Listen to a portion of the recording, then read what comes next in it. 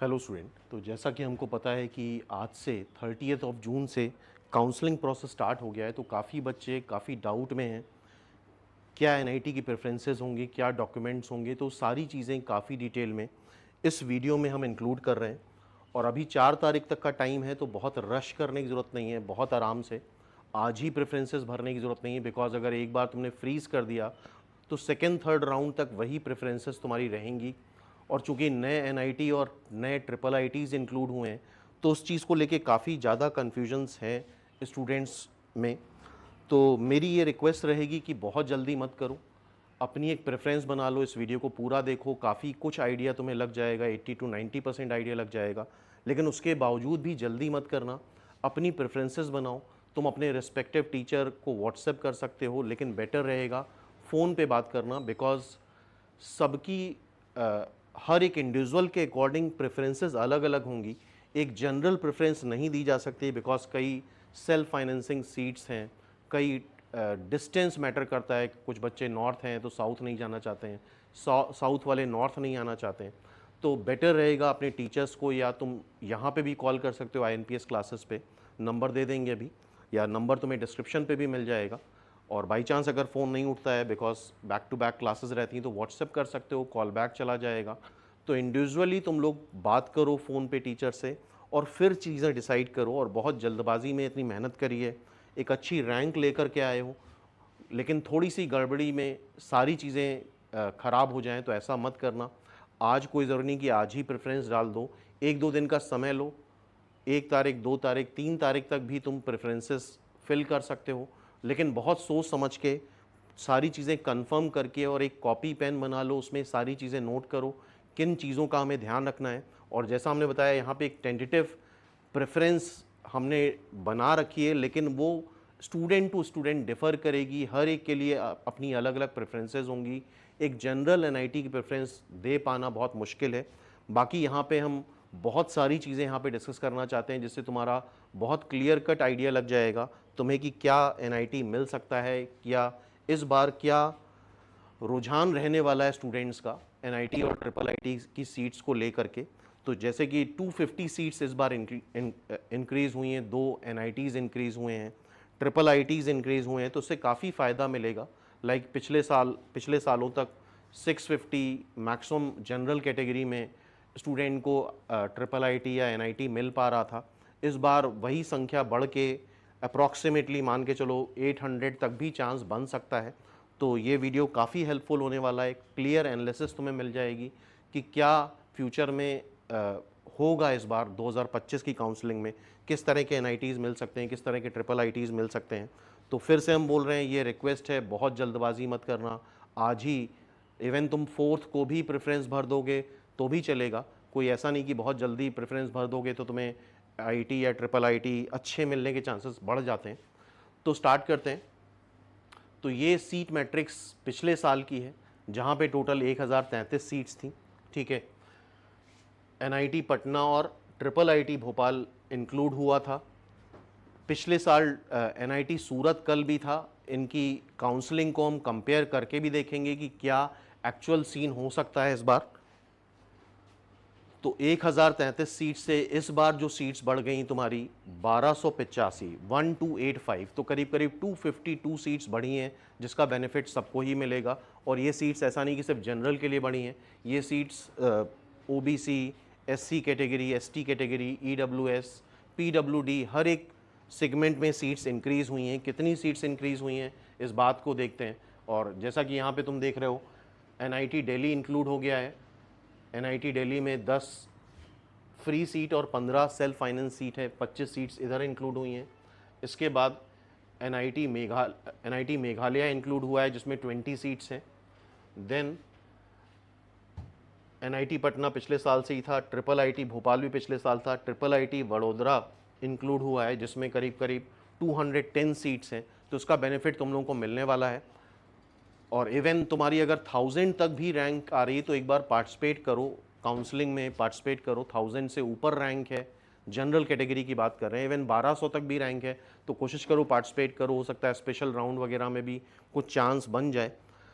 लेकिन जो भी करना सोच समझ के करना, और जो 2500 तक की रैंक है उनके लिए एचबीटीयू और आईपीयू ऑप्शन हो सकता है। फिलहाल अभी हम एनआईटी और ट्रिपल आईटी के बारे में बात करते हैं। तो ये 2024 की सीट्स हैं और ये 2025 की सीट्स हैं। टोटल सीट्स जो इंक्लूड हुई हैं 252 इंक्लूड हुई हैं। तो जो पिछले साल का काउंसलिंग प्रोसेस है, तुम हर एक कैटेगरी में 50-60 रैंक ऐड कर सकते हो, तो वहाँ तक ये रैंक जा सकती है। एक्सेप्ट एनआईटी त्रिची जो टॉप की एनआईटीज़ है उसमें कोई खास फ़र्क नहीं पड़ेगा, लेकिन बाद वाले में बिल्कुल फ़र्क पड़ेगा और वो अनएक्सपेक्टेड होगा। कोई कुछ नहीं बता सकता, एग्जैक्ट प्रिडिक्शन कोई नहीं कर सकता, बिकॉज ये डिपेंड करता है किस साइड से कितने सिलेक्शन हुए हैं। साउथ से सिलेक्शन हुए हैं तो हो सकता है 100-200 रैंक में वो ज़्यादातर वारंगल प्रेफर करें। तो ये सारी सिचुएशन काउंसलिंग और अलॉटमेंट के बाद ही पता चलेगी। इसमें जनरल की 101 सीट्स बढ़ी हैं, 101 सीट्स इंक्रीज़ हो गई हैं जनरल की। तो जो पिछले साल का काउंसलिंग का क्राइटेरिया रहा है, तो अप्रॉक्सीमेटली तुम 50 और 60 रैंक हर एक में ऐड करके देख सकते हो कि क्या तरीका रहा होगा, क्या ट्रेंड रहने वाला है इस बार का। एससी कैटेगरी और ओबीसी कैटेगरी में 65 सीट्स बढ़ी हैं, एससी कैटेगरी में 33, एसटी कैटेगरी में 17 और ईडब्ल्यूएस में 22 सीट्स हैं। और बच्चे जनरल कैटेगरी, ओबीसी और जनरल कैटेगरी, ईडब्ल्यूएस में भी काफ़ी कंफ्यूज रहते हैं। तो ये मान के चलो करीब करीब 10 से 15 रैंक, 15 मैक्सिमम 20 रैंक तक का डिफरेंस आता है, इससे ज़्यादा डिफरेंस नहीं आता है। हाँ, एससी एसटी पीडब्ल्यूडी कैटेगरी में बहुत मेजर डिफरेंस आ जाता है सीट अलॉटमेंट में रैंक का। बाकी ये इस बार का आईएनपीएस का रिज़ल्ट रहा है। काफ़ी बच्चों ने मेहनत करी है, जो भी वीडियो देख रहे हैं ऑब्वियसली वो बच्चे सेलेक्ट हुए हैं, तो काफ़ी मेहनत करी है तुम लोगों ने। और आगे भी इस चीज़ को मेंटेन रखना। अगर इसी कंसिस्टेंसी और इसी डेडिकेशन से पढ़ते रहोगे तो आगे फ्यूचर काफ़ी ब्राइट है। तो सबको कॉन्ग्रेचुलेशंस एक अच्छी रैंक लाने के लिए। जो भी आईएनपीएस के बच्चे हैं और इवन जो बाहर के भी बच्चे हैं उनको भी बहुत बहुत बधाई हो। ठीक है, अब मेन डेट्स देख लेते हैं।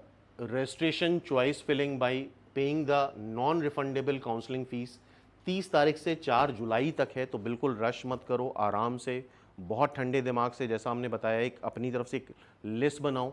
कोई भी टीचर अगर एक जनरल लिस्ट दे देगा वो सबके लिए एप्लीकेबल नहीं होगी, सबकी इंडिविजुअल लिस्ट होगी। तुम चाहो तो मेरा पर्सनल नंबर भी यहाँ पे नोट कर सकते हो, कॉल कर सकते हो, और बाई चांस अगर कॉल नहीं उठता है तो तुम व्हाट्सएप कर दोगे तो कॉल बैक तुम्हारे पास आ जाएगा 9125 777 999। ये मेरा पर्सनल नंबर है। आईएनपीएस का स्टूडेंट हो या बाहर का भी स्टूडेंट हो, कॉल करके एक बार श्योरली कंफर्म ज़रूर कर लो अपनी तरफ से। बहुत जल्दबाजी मत करो, बिकॉज 4 तारीख का टाइम है। ठीक है, तो बहुत ठंडे दिमाग से क्या डॉक्यूमेंट लगने, ये सारी चीज़ें अभी हम लोग डिस्कस करने वाले हैं। फिर भी लेकिन चीज़ों को कंफर्म करने के बाद ही सबमिट करना, बिकॉज एक बार तुमने एनआईटीज़ ट्रिपल आईटीज़ की प्रेफरेंस फ्रीज कर दी, लॉक कर दी, तो सेकेंड थर्ड राउंड तक वो चेंज नहीं होगा। स्पेशल राउंड में ही फ्रेश फिलिंग होती है। तो बहुत अवेयर रहना है, छोटी सी गलती से तुम्हारी साल 2 साल की मेहनत ख़राब हो सकती है। Then first round of online reporting and partial admission fee payment 8 से 11 तक होगा। ठीक है, फर्स्ट राउंड में तुम्हें जो भी अलॉटमेंट हो रहा है वो तुम्हें बता दिया जाएगा। फर्स्ट राउंड अलॉटमेंट 7 जुलाई को होगा, उसको तुम्हें फ्रीज़ करना है कि फ्लोट करना है, वो 8 से 11 तक कर सकते हो। सेकेंड राउंड सैटरडे को 12 बजे से है। सेकेंड राउंड अलॉटमेंट 12 तारीख को है, सॉरी 12 जुलाई को है, और उसको फ्रीज़ करना है, फाइनल पेमेंट करना है, वो 14 जुलाई से 16 जुलाई तक कर सकते हो। तो समय है, तो बहुत जल्दबाजी नहीं करना। कंसल्ट कर लो, पेरेंट्स से कंसल्ट कर लो, टीचर से कंसल्ट कर लो, तब चीज़ों को आगे बढ़ाना।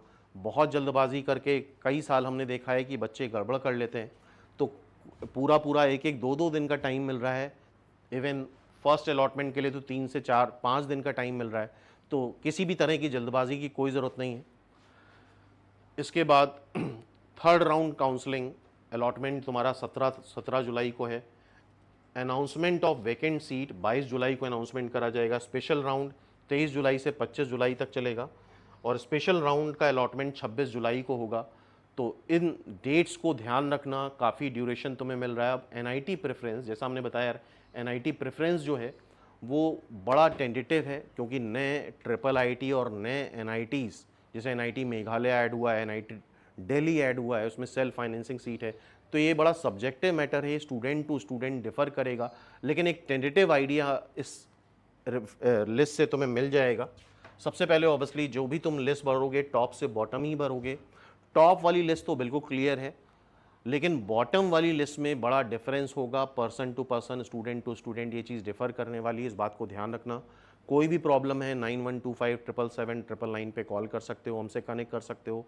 ये प्योरली स्टूडेंट टू स्टूडेंट, मतलब ये एक यूनिक, हर एक की प्रेफरेंस लिस्ट यूनिक होने वाली है, क्योंकि नए ट्रिपल आईटी, नए एनआईटीज़, सेल्फ फाइनेंसिंग सीट्स, इन सब की वजह से बड़ा कन्फ्यूजन है। तो ये डिपेंड करेगा कि तुम किस रीजन में रह रहे हो, क्या फैमिली बैकग्राउंड है, बहुत सारी चीज़ें इस पे डिपेंड करती हैं। तो सबसे पहले तो एनआईटी त्रिची ही आता है, और सेकंड नंबर पे आजकल जो चल रहा है एनआईटी इलाहाबाद चल रहा है, ठीक है। थर्ड नंबर पे एनआईटी वारंगल, ये भी डिपेंड करता है कि साउथ का स्टूडेंट है कि नॉर्थ का स्टूडेंट है, उस पर भी ये चीज़ डिपेंड करेगी। फर्स्ट प्रेफरेंस तो बिल्कुल फिक्स्ड है, उसके बाद धीरे धीरे जब आगे बढ़ोगे तो ये person to person, student to student vary करेगा। बाकी जो ओवरऑल रेटिंग के अकॉर्डिंग हमने लिस्ट बनाई है, और जो नए इंस्टीट्यूट ऐड हुए हैं उसको रिलेटिवली नीचे रखा है हमने, ठीक है। देन एनआईटी दिल्ली ऑप्ट कर सकते हो, बिकॉज एनआईटी दिल्ली में एक रीजन का, एनसीआर रीजन का भी काफ़ी बड़ा इफेक्ट आता है, उससे भी काफ़ी बेनिफिट मिल सकता है तुम्हें, तो एनआईटी दिल्ली हो सकता है। फिर एनआईटी इलाहाबाद 2 बार आ गया, ये रॉन्ग हो गया है, ठीक है। फिर इसके बाद एनआईटी कुरुक्षेत्र, ये एनआईटी दिल्ली फ्री सीट्स रख सकते हो, बाकी डिपेंड करता है, ये इधर भी आ सकता है, ये इधर भी आ सकता है, बट स्टिल एनआईटी दिल्ली काफ़ी अच्छा इंस्टीट्यूट है, नया इंस्टीट्यूट है, बट स्टिल इसको ऊपर रखा जा सकता है। लेकिन फिर से हम बोल रहे हैं स्टूडेंट टू स्टूडेंट डिफ़र करता है, अब कोई दिल्ली का बच्चा है तो कोशिश करेगा दिल्ली जाने की या कुरुक्षेत्र जाने की। देन एमएनआईटी भोपाल, जो पुराने एनआईटीज़ हैं उसको ऊपर ही रखा गया है। और एक बहुत इंपॉर्टेंट पॉइंट है, ये ध्यान रखना कि कुछ एनआईटीज़ में और ट्रिपल आईटीज़ में 2 साल का एमसीए होता है, तो 2 साल के एमसीए में वही लोग जाएं जिनका अच्छा कंप्यूटर बैकग्राउंड है। नॉन कंप्यूटर बैकग्राउंड वाले कोशिश करें कि एनआईटी में 3 साल का ही एमसीए करें, बिकॉज अगर 2 साल के लिए जाते हो तो हार्डली 7 से 8-10 महीने पढ़ाई हो पाएगी, उसके बाद तुम्हें प्लेसमेंट के लिए रेडी होना पड़ेगा। तो इस चीज़ के लिए मेंटली प्रिपेयर रहना कि हमें 2 ईयर के एमसीए में जा रहे हैं तो 2 साल पढ़ाई करने के लिए नहीं मिलेंगे, ये मान के चलो 7 से 8-10 महीने में तुम्हें प्लेसमेंट के लिए रेडी होना पड़ेगा। तो हार्डली जो तुम्हारी पढ़ाई होगी वो 10 महीने की होगी, उसके बाद next year internship and placement में ही सारा टाइम निकल जाता है। एमएनआईटी भोपाल के बाद तुम एनआईटी जमशेदपुर रख सकते हो। बाकी जैसे NIT Patna data science and informatics और एआई और आईओटी, ये भी डिपेंड करता है स्टूडेंट टू स्टूडेंट इंटरेस्ट पे, किसका एआई और आईओटी में इंटरेस्ट है, किसका डेटा साइंस और इंफॉर्मेटिक्स में इंटरेस्ट है, इसको तुम इंटरचेंज कर सकते हो। और काफ़ी अच्छा स्कोप है, फ्यूचर में देख रहे हो sorry, future data science, IoT, AI इसी पे बेस्ड है, तो काफ़ी अच्छे कोर्सेज ऑफर कर रहा है। बिल्कुल तुम्हें एक्सप्लोर करना चाहिए और ट्राई करना चाहिए, बट इन कोर्सेज में वो बच्चे जाना उनका बेहतर रहेगा जिनका कंप्यूटर बैकग्राउंड है। नॉन कंप्यूटर बैकग्राउंड के लिए थोड़ा सा प्रॉब्लम आ सकती है, लेकिन अगर श्योर हो कि हम 1-1.5 साल में ये सारी चीज़ें कवर अप कर सकते हैं, कोप अप कर सकते हैं, तो बिल्कुल तुम्हें ऑप्ट करना चाहिए। बाकी अपने रिस्पेक्टिव टीचर से बात करो और डिस्कशन के बाद ही चीज़ें फाइनल करो, बहुत रैंडम वे में चीज़ें फाइनल नहीं करनी है। तो जैसा हमने बताया, इसको ऊपर नीचे करा जा सकता है डिपेंडिंग अपॉन योर इंटरेस्ट, तुम्हारा इंटरेस्ट क्या है, ठीक है। आफ्टर दैट हम एनआईटी रायपुर रख रहे हैं, फिर एनआईटी दिल्ली की सेल्फ फाइनेंस सीट रख रहे हैं, एनआईटी केकेआर की सेल्फ फाइनेंस सीट रख रहे हैं, ट्रिपल आईटी भोपाल रख रहे हैं, ठीक है।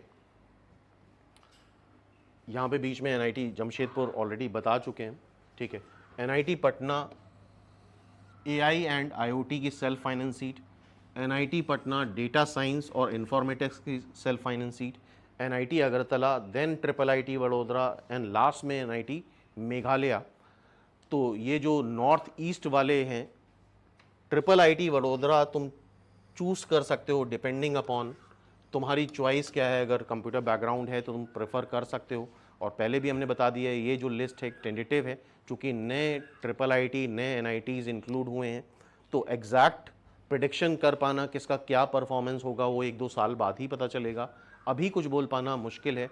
तो जो जस्ट इंक्लूड हुए हैं इंस्टीट्यूट, उनको थोड़ा सा नीचे रखा जा सकता है। बाकी जैसा हमने बताया कॉल करके भी डिस्कस कर सकते हो, बिकॉज ये डिस्कशन सिर्फ व्हाट्सएप पे नहीं हो पाएगा, सिर्फ वीडियो पे नहीं हो पाएगा, तुम्हें पर्सनली टीचर से बात करके ही ये चीज़ डिसाइड करनी पड़ेगी, because this is very important thing. क्योंकि एक बार फ्रीज कर दिया फिर कोई तरीका नहीं है चेंज करने का। अब ये पार्ट बड़ा इंपॉर्टेंट है, इससे तुम्हें काफ़ी कुछ आइडिया लगेगा कि क्या तुम्हें मिलने वाला है। बाकी जो भी कैटेगरी है ऑन एन एवरेज उन्होंने बताया 250 सीट्स बढ़ गई हैं, तो ऑन एन एवरेज 50 रैंक तुम ऐड कर सकते हो। लेकिन 250 सीट्स कहाँ बढ़ी हैं, जैसे त्रिची में नहीं बढ़ी हैं, तो त्रिची में ऐड करके कोई फ़ायदा नहीं होगा। लाइक यहाँ पे तुम देख रहे हो 2024 की लिस्ट, इससे काफ़ी क्लियर कट आइडिया लग जाएगा तुम्हें कि क्या हुआ था पिछले साल और क्या हो सकता है, क्या पिछले साल बच्चों का रुझान रहा है और क्या इस साल रह सकता है। तो एनआईटी त्रिची में बेसिकली देख लेते हैं, और ये पीडीएफ तुम डाउनलोड कर सकते हो आईएनपीएस के टेलीग्राम ग्रुप से या फिर आईएनपीएस के व्हाट्सएप ग्रुप से। वहाँ पे अगर कनेक्टेड नहीं हो तो कनेक्टेड हो जाओ रेगुलरली, जब तक कॉलेज नहीं अलॉट होता है तो रेगुलरली तुम्हें इन्फॉर्मेशन वहाँ पे मिलती रहेगी, ठीक है। तो सबसे पहले हम जनरल ओपन कैटेगरी की बात करते हैं। तो ओपन कैटेगरी फर्स्ट रैंक से स्टार्ट हुआ फर्स्ट राउंड काउंसलिंग में और 52 पे क्लोज हो गया, ठीक है। इसके बाद अगर हम बात करें तो ओबीसी की बात करते हैं, नॉन क्रीमी लेयर 54 से स्टार्ट हुआ 130 तक गया, ठीक है। एंड देन इसके बाद अगर हम बात करें ओबीसी पीडब्ल्यूडी, तो पीडब्ल्यूडी तो काफ़ी हायर रैंक तक जाता है, 3351 से 6279 तक। तो बेसिकली एक आइडिया तुम्हें लग जाएगा इस लिस्ट से कि तुम्हें क्या मिलने वाला है। एससी कैटेगरी में अगर जाएं तो 118 से 995 तक स्टूडेंट्स को एनआईटी त्रिची मिला है। एसटी कैटेगरी में अगर जाते हैं तो 473 से 1816 तक, ठीक है। सेकेंड राउंड एसटी कैटेगरी में ही हुआ था। स्पेशल राउंड में तुम्हें पीडब्ल्यू और एसटी कैटेगरी में ही ये सीट्स मिली हैं। इवन एससी कैटेगरी में पीडब्ल्यू फिजिकली पीडब्ल्यूडी कैटेगरी अगर जो है तो 9033 300 समथिंग रैंक तक गया है, ठीक है। तो सेकेंड राउंड का special round, second round ST के लिए है और स्पेशल राउंड में भी पीडब्ल्यूडी वाले कैंडिडेट्स ही इंक्लूड हुए हैं। बाकी ये फर्स्ट राउंड में ही ऑलमोस्ट क्लोज हो जाता है एनआईटी त्रिची। और मेन यहाँ पे ज़्यादा बच्चे जो होते हैं वो जनरल और ओबीसी कैटेगरी के ज़्यादा होते हैं, ईडब्ल्यूएस कैटेगरी के ज़्यादा होते हैं। तो यहाँ से उनको एक आइडिया लग गया होगा। जनरल ईडब्ल्यूएस 61 से स्टार्ट होकर 112 तक गया है, ठीक है। तो एनआईटी त्रिची की रैंकिंग में तो कोई ख़ास फ़र्क नहीं आएगा। जो एनआईटीज़ ऐड हुए हैं, ट्रिपल आईटीज़ ऐड हुए हैं, उनकी रैंकिंग पे फ़र्क आएगा। बाकी नेक्स्ट है सूरतकल। सूरतकल एक्सक्लूड हो गया है, लेकिन फिर भी ये एनालिसिस इंपॉर्टेंट है। जनरल में अगर देखोगे तो 114 पे क्लोज हुआ है, मतलब ये सीट सब ये एम्प्टी हो गया पूरा सेक्शन। ओबीसी एनसीएल में 172 पे क्लोज हुआ है। जनरल ईडब्ल्यूएस में 136 पे क्लोज हुआ है। तो ये सारी रैंक फ्री हो गई। तो इस वजह से एनआईटी इलाहाबाद रिलेटिवली ऊपर आ जाएगा, बिकॉज नॉर्थ साइड से बच्चों का सिलेक्शन ज़्यादा रहता है इस साइड में, तो वो इलाहाबाद या दिल्ली प्रेफर कर सकते हैं। कई बच्चे डिस्टेंस की वजह से वारंगल प्रेफर नहीं करते। नेक्स्ट अब इलाहाबाद देखो। इलाहाबाद में ओपन कैटेगरी में 180 तक क्लोज हो गया था। ये रैंक हो सकता है बढ़ जाए या घट जाए, डिपेंड करेगा पूरी तरह से कि जितने मैक्सिमम बच्चे सेलेक्ट हुए हैं जनरल कैटेगरी के 50 रैंक के बाद वो क्या प्रेफर कर रहे हैं। अगर वो सारे इलाहाबाद ही प्रेफर कर रहे हैं, चूँकि एनआईटी दिल्ली में सीट्स ज़्यादा नहीं बढ़ी हैं, तो हो सकता है ये पीछे भी आ जाए। पीछे आने के ज़्यादा चांसेस हैं, 180 से पहले आने के चांसेस ज़्यादा हैं। ओबीसी में देखोगे 257 तक गया है। जनरल ईडब्ल्यूएस में ये 221 तक गया है। तो 221 से 200 तक आने के चांसेस ज़्यादा दिख रहे हैं इस बार। तो आई थिंक आइडिया लग रहा होगा तुम लोगों को। एससी कैटेगरी में 1678 तक गया है। एसटी कैटेगरी में 3872 तक गया है, ठीक है। और सेकेंड राउंड काउंसलिंग में राउंड 1 में मैक्सिमम फेल हो गया था। सेकेंड राउंड काउंसलिंग में अगर देखो तो ओपन कैटेगरी में ये 181 सिर्फ इस बच्चे को, एक बच्चे को एमएनआईटी इलाहाबाद मिला है। सेकेंड राउंड काउंसलिंग एसटी के लिए है, 4000 तक गया है। Special round PWD SC ST के लिए है, 11000 तक गया है। जनरल ईडब्ल्यूएस पीडब्ल्यूडी 11000 तक भी तुम्हें इलाहाबाद मिला है। तो इससे आई होप एक आइडिया लग रहा होगा। और जैसा कि मेरा मानना है कि ये रैंक पीछे आएगी इस बार थोड़ा सा, क्योंकि सूरत कल निकलने की वजह से और ज़्यादा क्राउड जो है वो नॉर्थ का है, तो मोस्ट प्रॉब्ली वो एनआईटी दिल्ली या एनआईटी इलाहाबाद ही प्रेफर करेंगे। कम बच्चे हैं जो वारंगल प्रेफर करेंगे। देन वारंगल में देखो तो 133 से 238 तक ये रैंक भी पीछे आएगी, बिकॉज सूरत कल एक्सक्लूड होने की वजह से ये रैंक भी मान के चलो 200 तक पीछे आ सकती है। ओबीसी में 294 तक क्लोज हुआ है। जनरल ईडब्ल्यूएस में 368 पे क्लोज हुआ है, ठीक है। और जनरल ईडब्ल्यूएस में स्टार्टिंग 246 से है। एससी कैटेगरी में 1895 पे क्लोज हुआ है। एसटी कैटेगरी में 3271 पे क्लोज हुआ है लास्ट ईयर। और राउंड 2 में अगर देख रहे हो तो राउंड 2 में ओबीसी एनसीएल में 296 पे ही ये मिला है। ओपन कैटेगरी में सिर्फ 242 रैंक वाले को मिला है। और ये पीछे आएगी लिस्ट, बिकॉज टॉप वाले एनआईटीज़ में टॉप 3-4 में ज़्यादा फाइट रहेगी। उसके बाद फिर प्रिडिक्शन थोड़ा सा एग्जैक्ट नहीं हो पाएगा, बिकॉज बीच में ट्रिपल आईटी भी आ सकते हैं, सेल्फ फाइनेंसिंग सीट्स भी आ सकती हैं। तो फिर वहाँ 50-50 सीट ऐड करके हम प्रिडिक्शन कर सकते हैं। तो सेकेंड राउंड काउंसलिंग में एससी कैटेगरी में मिला है, एसटी कैटेगरी में 3400 तक रैंक मिला है। स्पेशल राउंड में जनरल ईडब्ल्यूएस सिर्फ एक बच्चे को मिला है 278 रैंक पे। स्पेशल राउंड में ओपन कैटेगरी को 243 रैंक पे ही मिला है। एससी कैटेगरी में 1700 से 2034 तक गया है। देन कुरुक्षेत्र, ये एक ऑर्डर भी तुम देख सकते हो, इस ऑर्डर में तुम एनआईटीज फिल कर सकते हो।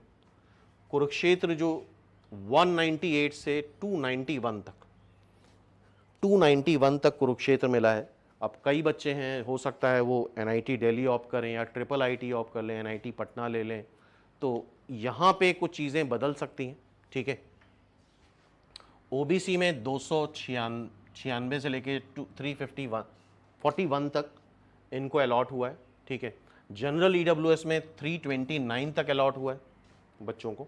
एससी कैटेगरी में 2150 तक, एसटी में 4649 तक। और कुरुक्षेत्र में बहुत ऊपर नीचे, मतलब बहुत सारे राउंड में चीज़ें बदलती हैं, बिकॉज यहाँ पे सेल्फ फाइनेंस सीट है, तो इस वजह से करीब करीब 29 एंट्रीज हैं इसकी। ये राउंड 1 का चल रहा है पूरा। राउंड 1 में एसटी कैटेगरी को 335634 तक मिला है, एससी कैटेगरी को 3394 तक मिला है। राउंड 2 में अगर देखो, राउंड 2 में अगर तुम ओपन कैटेगरी में आओगे 399 तक कुरुक्षेत्र मिला है। ओबीसी एनसीएल पे आओगे तो 516 तक मिला है कुरुक्षेत्र। ये पीछे आ सकता है क्योंकि टॉप एनआईटी टॉप 3-4 में चीज़ें पीछे आएंगी और उसके बाद फिर चीज़ें आगे की तरफ शिफ्ट होंगी। बाकी सेकेंड राउंड काउंसलिंग ये देख ही रहे हो, ओबीसी एनसीएल 342 तक गया है, ठीक है। ओबीसी एनसीएल सेकेंड राउंड में 516 तक भी गया है। एक ही एक रैंक पे बहुत ज़्यादा डिफरेंस नहीं आ पाता है, एक ही एक रैंक तक शिफ्ट हो पाता है। देन स्पेशल राउंड अगर देख रहे हो तो स्पेशल राउंड में ओपन कैटेगरी 158 से 297 तक गया है, ठीक है। इसके बाद ओबीसी एनसीएल में 349, इसी रैंक को तुम्हें केकेआर मिला है। जनरल ईडब्ल्यूएस में 339 को ही मिला है। जनरल ईडब्ल्यूएस में 386 को ये इंस्टीट्यूट मिला है। ओबीसी एनसीएल में 517 से 525 तक ये इंस्टीट्यूट मिला है। बाकी अब यहाँ से सेल्फ फाइनेंस वाले चालू हो गए हैं। जनरल ईडब्ल्यूएस में 386 सेल्फ फाइनेंस वाली सीट में ओबीसी एनसीएल 517 से 525 तक है। ओपन कैटेगरी में 305 से 367 तक सेल्फ फाइनेंस सीट मिली है। पीडब्ल्यूडी में ओपन कैटेगरी में 10,392 तक ये मिल गया है सेल्फ फाइनेंस। एसटी कैटेगरी में 6,836 पे भी मिला है। अब नेक्स्ट आता है ट्रिपल आईटी भोपाल। इसका भी अच्छा फीडबैक आ रहा है, ऑप्ट कर सकते हो triple IT Bhopal. NIT Bhopal के बाद तुम तो यहाँ पे ओपन कैटेगरी में 388 से 578, 578 तक ओपन कैटेगरी में मिला है। ओबीसी एनसीएल में 590 से 713 तक मिला है। यहाँ पे तुम देख सकते हो 50-50 रैंक ऐड करी जा सकती है। अब यहाँ पे तुम 50 रैंक एक्सपेक्ट कर सकते हो कि चीज़ें बढ़ेंगी, ठीक है। देन ओपन जनरल ईडब्ल्यूएस में 696 तक मिला है और एक्सपेक्ट कर सकते हो 800 रैंक तक भी तुम्हें कोई ट्रिपल आईटी 800 850 रैंक तक भी ट्रिपल आईटी एक्सपेक्ट कर सकते हो इस बार तुम लोग, या एनआईटी एक्सपेक्ट कर सकते हो। बाकी श्योरली नहीं कुछ कहा जा सकता, डिपेंड करेगा सिचुएशन पे। एससी कैटेगरी में 3200 3268 तक मिला है।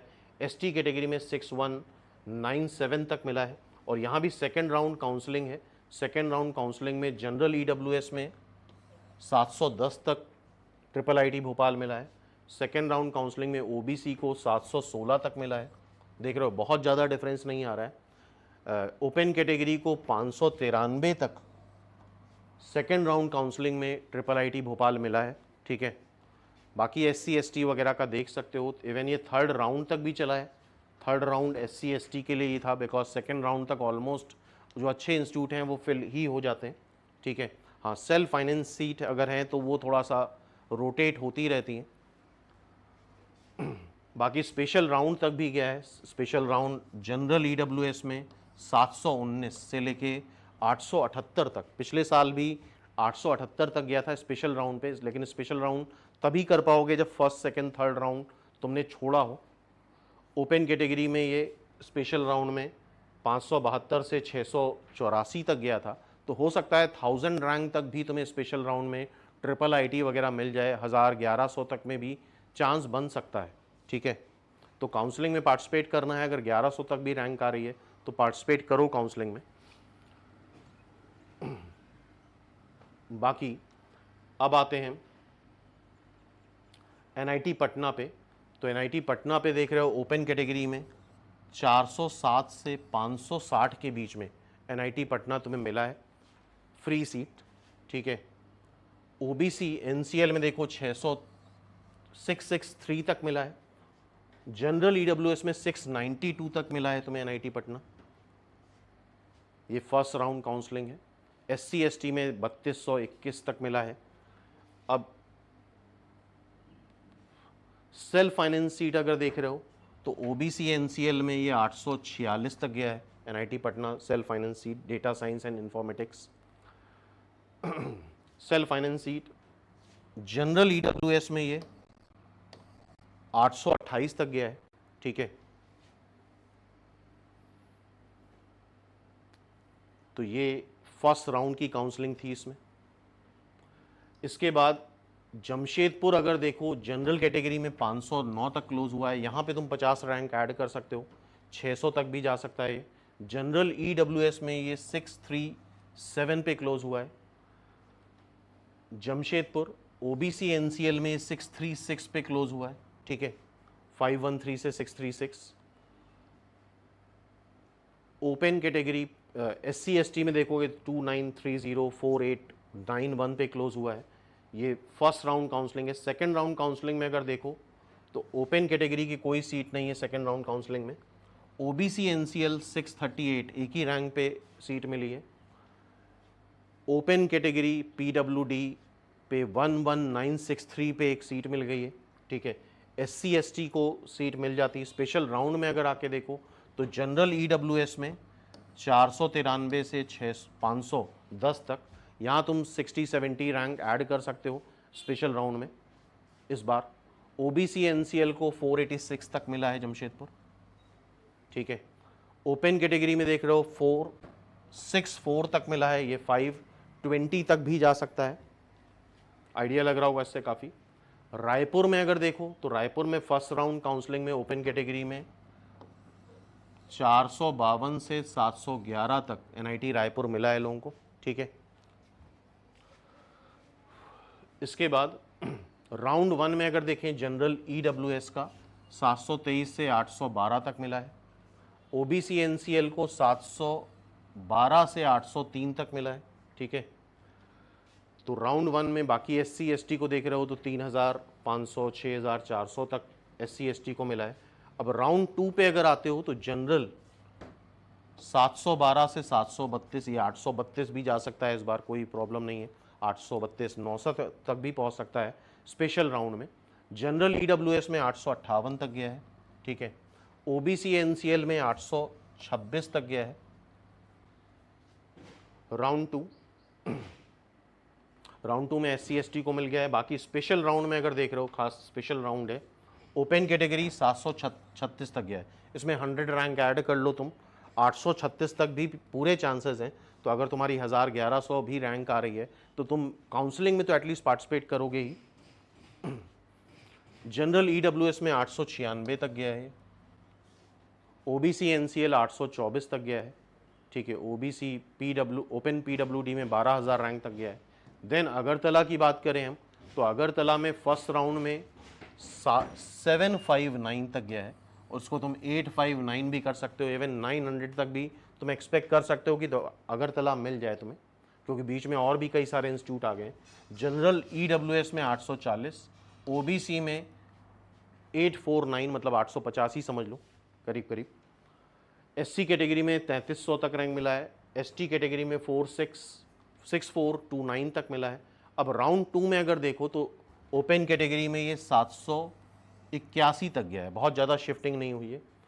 ओबीसी एनसीएल में 863, जनरल ईडब्ल्यूएस में 876। तो इस रैंक तक 900 रैंक, 1000 रैंक तक भी तुम एक्सपेक्ट कर सकते हो कि तुम्हें एनआईटी इस तरह के मिल जाएं। राउंड 2 में SC ST OBC NCL, round 3 में देख रहे हो ओपन कैटेगरी में 797 तक तुम्हें अगरतला मिला है। ओबीसी एनसीएल में 880 तक मिला है, ठीक है। देन स्पेशल राउंड में अगर देखो तो ओपन कैटेगरी में 819 तक, स्पेशल काउंसलिंग में स्पेशल राउंड में तुम्हें 819 तक मिला है। 908 जनरल ईडब्ल्यूएस में, ओबीसी एनसीएल में 939 तक लास्ट ईयर अलॉट करा गया है। और देख रहे हो एससी एसटी कैटेगरी में तो 8000 4000 रैंक पे भी मिल गए एनआईटी अगरतला। बाकी ये फ़ीस है, फ़ीस देख सकते हो, कुछ जगह की फ़ीस काफ़ी ज़्यादा है, 6 लाख के आसपास पड़ रही है। लेकिन ध्यान रखना, एजुकेशन लोन हो जाता है, फ़ीस की वजह से कॉलेज में कॉम्प्रोमाइज़ मत करो। एजुकेशन लोन हो जाएगा, तुम खुद पे करोगे फ़ीस, और फ़ीस जो होती है वो 3 साल इंटरेस्ट फ्री रहती है, बहुत नॉमिनल इंटरेस्ट रहता है। तो फीस की वजह से कॉलेज कॉम्प्रोमाइज़ मत करो। हाँ ठीक है, सेल्फ फाइनेंस नहीं लेना है मत लो, लेकिन ट्रिपल आईटी वगैरह के ऑप्शन ले सकते हो। ट्रिपल आईटी वडोदरा वगैरह की फ़ीस करीब करीब 1,15,000 है पर सेमेस्टर। तो वो चीज़ तुम डायरेक्टली अफोर्ड नहीं कर पा रहे हो तो एजुकेशन लोन के थ्रू ट्राई करो, और अच्छा इंस्टीट्यूट छोड़ो नहीं सिर्फ फ़ीस को लेकर के, क्योंकि वो फ़ीस तुमको ही पे करनी है। जब तुम्हारी जॉब लग जाएगी तुम ग्रेजुअली वो फ़ीस पे कर सकते हो अपनी अर्निंग से, ठीक है। फैमिली पे प्रेशर भी नहीं आएगा। अब हम आते हैं डॉक्यूमेंट्स पे। अच्छा, इनिशियल जो काउंसलिंग के लिए फिल करना है तो उसमें ध्यान रखना कि तुम्हारी 10th की मार्कशीट लगेगी, आधार कार्ड लगेगा, फ़ोटोग्राफ लगेंगे, ग्रेजुएशन की मार्कशीट लगेगी, ये चीज़ें हैं। बाकी जब तुम एनआईटी अलॉट हो जाता है तो भी काफ़ी सारे डॉक्यूमेंट्स की रिक्वायरमेंट होती है जो इस वीडियो में हम लोग कवर कर रहे हैं। सॉरी। और ध्यान रखना, जितने भी डॉक्यूमेंट्स हैं तुम्हारे, 10th की मार्कशीट, 12th की मार्कशीट, ग्रेजुएशन की मार्कशीट, जितने भी सर्टिफिकेट हैं, तुम्हारा नाम, father's name, mother's name, whatever जितनी भी चीज़ें हैं, सबकी स्पेलिंग वाइज सब कुछ कॉमन होना चाहिए। अगर कहीं भी कुछ भी डिफरेंस आ रहा है तो फिर एनआईटीज़ वगैरह, ट्रिपल आईटीज़ एक्सेप्ट नहीं करते हैं, ठीक है। हो सकता है कैंसिल ना करें, बट स्टिल तुम्हें थोड़ा टाइम दे दे तो बेटर रहेगा कि तुम पहले से ही ये चीज़ें रेडी रखो। तो फटाफट देख लेते हैं हम लोग क्या क्या डॉक्यूमेंट चाहिए। आधार कार्ड चाहिए, पैन कार्ड या ड्राइविंग लाइसेंस चाहिए। ये अभी फ़िलहाल काउंसलिंग के टाइम पे नहीं, लेकिन जब एनआईटी में तुम्हारा फाइनल एडमिशन होगा तो ये डॉक्यूमेंट्स सबमिट होंगे, और जब तुम एडमिशन लेने जाओगे तो तुम्हारे पास हर एक की ओरिजिनल कॉपी भी होना ज़रूरी है, ठीक है। कास्ट सर्टिफिकेट, अगर तुम्हारा ओबीसी है या ईडब्ल्यूएस है तो 1 अप्रैल 2025 करेंट फाइनेंशियल ईयर का ही कास्ट सर्टिफिकेट होना चाहिए, ओबीसी, ईडब्ल्यूएस। एससी एसटी का कास्ट सर्टिफिकेट तुम्हारा पुराना भी चल सकता है, लेकिन ये जितने भी कास्ट सर्टिफिकेट हैं सब सेंट्रल गवर्नमेंट के ही होने चाहिए, और उसी फॉर्मेट में होने चाहिए जिस फॉर्मेट में निमसेट के ब्रोशर में लास्ट में देखोगे वो फॉर्मेट दे रखा है। अपेयरिंग स्टूडेंट का फॉर्मेट अलग है, हर एक का फॉर्मेट दे रखा है, उसी फॉर्मेट में तुम्हें सबमिट करना होगा, ठीक है। गैप ईयर एफिडेविट, अगर अभी ये फिलहाल काउंसलिंग के टाइम पे नहीं लगेगा, लेकिन जब एनआईटी में फाइनल एडमिशन होगा तो तुम्हारा अगर 12th के बाद गैप है या ग्रेजुएशन के बाद गैप है या बीच में कोई भी गैप है तो एफिडेविट लगेगा, और वो भी एनआईटी के ही परफॉर्मा में लगेगा। कोई भी परफॉर्मा, और वो सारे एनआईटीज़ का डिफरेंट डिफरेंट होता है, कोई भी परफॉर्मा बना के तुम लगा दोगे तो नहीं चल पाएगा, इस बात का ध्यान रखना। और इन पॉइंट्स को नोट करते जाओ प्रॉपर्ली और बहुत सीरियसली लो, ठीक है। मेडिकल सर्टिफिकेट लगता है, देन फोटोग्राफ पासपोर्ट साइज़ लगेगी, कम से कम 8-10 फोटोग्राफ रखे रहना, डिफरेंट डिफरेंट सेगमेंट में फ़ोटोज़ लगती रहती हैं, ठीक है। कास्ट सर्टिफिकेट, जनरल में कोई कास्ट सर्टिफिकेट नहीं लगता है, ईडब्ल्यूएस और ओबीसी, ये करेंट फाइनेंशियल ईयर का ही होना चाहिए। अगर पिछले ईयर का है, पुराना है, तो तुम्हें कोई बेनिफिट नहीं मिलेगा एनआईटीज़ की सीट में, तो ये तो मस्ट है। करेंट फाइनेंशियल ईयर का, सेंट्रल गवर्नमेंट से इशू होना चाहिए, शुड बी इशूड आफ्टर 1 अप्रैल 2025। ये जितने भी कास्ट सर्टिफिकेट हैं, caste certificate should be from central government, central government से ही इशू होना चाहिए, स्टेट गवर्नमेंट का मान्य नहीं होगा, उसका तुम्हें बेनिफिट नहीं मिल पाएगा। गैप ईयर एफिडेविट, ये पॉइंट बड़े इंपॉर्टेंट है। The affidavit for year gap in studies should be in proper format as given by your NIT. जो तुम्हें एनआईटी मिलेगा उसकी वेबसाइट पे जाओगे, वहाँ पे परफॉर्मा डाउनलोड करोगे, उस पर तुम्हें वो गैप ईयर सर्टिफिकेट बनाना होगा, बनवाना होगा, नोटरी बनवानी होगी उसकी। मेडिकल सर्टिफिकेट, ये भी परफॉर्मा तुम्हें रिस्पेक्टिव एनआईटी, हर एक एनआईटी, हर एक ट्रिपल आईटी का अलग होता है, वहाँ से जब तुम्हारा फाइनल हो जाए, लॉक कर दोगे, तो तुम वहाँ से डाउनलोड करके उस रिस्पेक्टिव ट्रिपल आईटी या एनआईटी से परफॉर्मा डाउनलोड करके वो सर्टिफिकेट लगाओगे, और वो किसी भी गवर्नमेंट हॉस्पिटल में हो जाएगा। Document provide from NIMCET, application form होना चाहिए, रैंक कार्ड होना चाहिए, एडमिट कार्ड होना चाहिए, choice filling and allotment letter. जब तुम एनआईटी जाओगे, ट्रिपल आईटी जाओगे, तो ये सारी चीज़ें तुम्हारे पास होनी चाहिए। एक ओरिजिनल और फोटोकॉपी भी 2-3 रख के लेके जाना properly. Document required to 10th की मार्कशीट होनी चाहिए, 12th की मार्कशीट होनी चाहिए, ऑल सेमेस्टर की मार्कशीट होनी चाहिए, ठीक है। अगर तुम अपेयरिंग स्टूडेंट हो, 6th सेमेस्टर या 5th सेमेस्टर की मार्कशीट नहीं आई है, तो उसके लिए रिस्पेक्टिव एनआईटी या ट्रिपल आईटी 4-5 महीने का टाइम दे देता है, 3 महीने का टाइम दे देता है, डिपेंड करता है किस एनआईटी या ट्रिपल आईटी में तुम जा रहे हो। तो अपेयरिंग स्टूडेंट हो तो उसका भी एक परफॉर्मा लगता है, ब्रोशर को प्रॉपरली पढ़ो, उसमें सारी चीज़ें बहुत क्लियरली मेंशन्ड है, उसके लिए थोड़ा सा टाइम दो। वहाँ पे अपेयरिंग स्टूडेंट का परफॉर्मा है, जिसको तुम प्रिंसिपल से या हेड ऑफ इंस्टीट्यूशन से अटेस्ट कराना होगा, और जितने भी डॉक्यूमेंट हैं वो सारे सेल्फ अटेस्टेड ज़रूर होने चाहिए, जिसमें तुम्हें साइन करना है। कैरेक्टर सर्टिफिकेट चाहिए, प्रोविजनल डिग्री चाहिए, और माइग्रेशन सर्टिफिकेट चाहिए। जितने अपेयरिंग स्टूडेंट हैं उनको कई बार प्रोविजनल डिग्री, माइग्रेशन सर्टिफिकेट और ये, लेकिन ये सारी चीज़ें एडमिशन, फाइनल एडमिशन में काम आएंगी।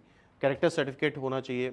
ये सारी चीज़ें अभी से इमीडिएटली अप्लाई कर दो, बिकॉज कॉलेज काफ़ी टाइम लेता है, लेकिन इसका मतलब ये नहीं कि एनआईटी तुम्हारा एडमिशन रिजेक्ट कर देगा और थोड़ा सा समय दे देगा, उसके लिए भी पूरी एप्लीकेशन फॉर्मेलिटीज़ करनी पड़ेंगी। मार्कशीट, अपेयरिंग स्टूडेंट के लिए जैसा हमने बताया कि कुछ समय दे दिया जाएगा लास्ट ईयर या लास्ट सेमेस्टर या लास्ट ईयर की मार्कशीट के लिए, उसके लिए प्रॉपर बात करनी पड़ेगी, प्रॉपर एप्लीकेशन प्रॉपर फॉर्मेट में देना पड़ेगा, जिसके लिए तुम्हारा कॉलेज ऑथराइज़ करेगा उस चीज़ को। बाकी भी अगर कुछ भी प्रॉब्लम आ रही है तो तुम कमेंट में कमेंट कर सकते हो, वहाँ पे भी तुम्हें रिप्लाई मिल जाएगा, बाकी कॉल भी कर सकते हो। माइग्रेशन सर्टिफिकेट, ये सब निकालने में काफ़ी समय लग जाता है कॉलेज से, तो अभी से इमीडिएटली अप्लाई कर दो, ये तुम्हारा यूनिवर्सिटी, जो भी रिस्पेक्टिव यूनिवर्सिटी है वो इशू करेगी। प्रोविजनल डिग्री, इसको लेके काफ़ी बच्चे कंफ्यूज रहते हैं। If you are an appearing student then you will not having your original degree, so provisional degree is issued by the university which you have to be submitted at the time of counselling. अगर by chance delay होता भी है तो समय मिल जाता है, लेकिन better रहेगा कि अपनी तरफ से सारी चीज़ें रेडी रखो, अप्लाई करके रखो। कई बच्चों के एग्ज़ाम नहीं हुए 6 सेमेस्टर के, तो उस केस में टाइम बिल्कुल मिल जाएगा। कई बच्चों के एग्ज़ाम हो गए हैं लेकिन डिग्री या मार्कशीट नहीं आई, तो उसके लिए भी समय मिल जाता है। लेकिन जितनी भी चीज़ें हो सकती हैं तुम अपनी तरफ से कोशिश करो कि रेडी रखो, ठीक है। तो आई होप समझ रहे होगे। बाकी जितनी भी फ़ोटोग्राफ्स हैं, जितने भी जब भी एनआईटी या ट्रिपल आईटी जाओगे तो ओरिजिनल डॉक्यूमेंट रखने हैं। हाँ ठीक है, कई बार ग्रेजुएशन की प्रोविजनल मार्कशीट होती है, ओरिजिनल नहीं आई होती है, तो उसके लिए हमने बताया अपेयरिंग का सर्टिफिकेट बनता है, वो तुम्हें साथ में रखना होगा।